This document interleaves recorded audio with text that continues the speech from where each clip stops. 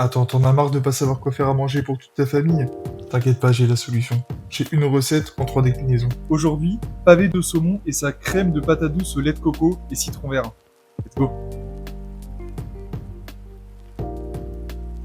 Première étape, on va éplucher notre patate douce, on va la couper en petits morceaux et on va la cuire. Pendant que les patates douces cuisent pendant une trentaine de minutes, on va s'occuper du saumon. Donc petite mise en garde pour bébé, le saumon doit être bien cuit à cœur pour éviter les parasites, à moins que vous l'ayez mis au congélateur pendant 24 voire 48 heures avant. Petite astuce pour agrémenter un plat, la cébette. La partie verte a un goût proche de la ciboulette, donc si vous n'en trouvez pas, parce que je sais que ça se trouve pas partout, vous pouvez utiliser de la ciboulette à la place, ou même de la nette. Donc on a bien vérifié que les patates douces étaient cuites. On va pouvoir les mixer en y incorporant du lait de coco, à peu près 150-200 ml, suivant la texture que vous voulez. Le saumon est cuit, on a vérifié qu'il était bien cuit à cœur.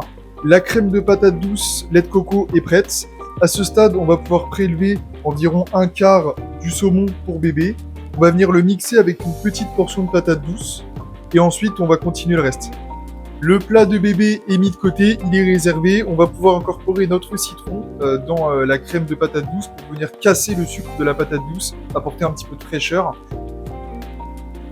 Tout est prêt, on va pouvoir passer au montage final. On a notre cébette, j'ai pris quelques pensées parce que je trouve que c'est toujours très sympa sur un petit plat.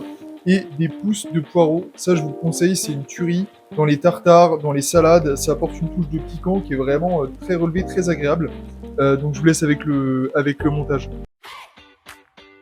Je dispose mes 2 pavés de saumon de part et d'autre de l'assiette. J'ajoute ma crème de patate douce à l'aide d'un sac congélation en guise de poche à douille. J'ajoute mes petites décorations, pousses de poireaux pour le peps, pensée pour la couleur. Et là, je vais utiliser une épice très intéressante, le za'atar, une épice qui nous vient tout droit de la cuisine des Ventines, pas pour bébé car il y a du sel dedans. Et je fais pareil pour l'assiette pour adultes.